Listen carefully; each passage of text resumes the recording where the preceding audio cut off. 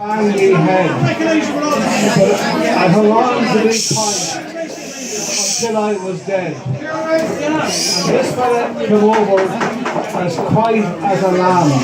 He says, "How you doing? I'm Abraham." Well, I opened my eyes. I was in a maze. I thought I'd been lying there for days. And this beardly book in a long white gown, he made the sign of the cross, and he says, "You're sound." And he lifted me up and he shook me hand, and he says, "You're very welcome to the promised land." But we went outside and the town was full. He said, "It's not a big town, but it's never dull." Well, the place was hopping with music and song. Now says I to myself, there's something wrong. And pints were €1 and crisps were free, and every pub in the town with neither lock nor key. So see, there's a match in the park every couple of hours with refreshments served, little baby powers. And we win the championship nearly every year, and the rest of the time we're drinking beer. Ah, says I now, it's Cavan Town, with the gales winning and the music around. Well, the beardy book, he got into a rage. He says, "It's not them whores, they haven't won in an age." And that Fleadh only lasted for a 3-year stint, and that Martin Donoghue thinks he's the president.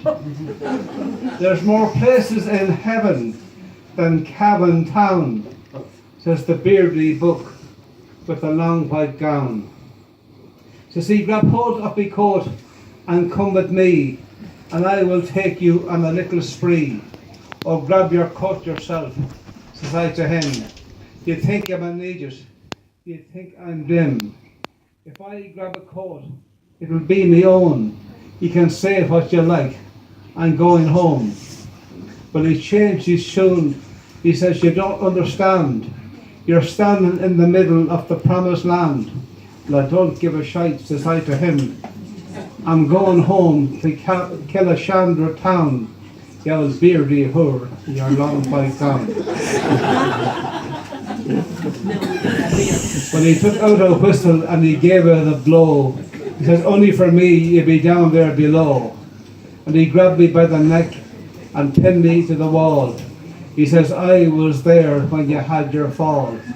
"Oh, mind your business," says I, "and I'll mind mine." And then he looked up at this great big sign, and I looked at him in his long white gown. I looked at the sign, Killashandra town. But he let go of my neck and he says, "You're free. You can go where you like, or you can come with me." "Oh," says I, "where are you going? I'd like to know." And we're joined by a fella with a fiddle and bow. He says, "We're going up the town to a nice wee spot. You can come if you like. It won't cost a lot." And we walked with Abraham in his long white gown. We walked the streets of Killashandra town. Well, the fiddler stopped, and so did Abraham. He took out his whistle and he shook me hand.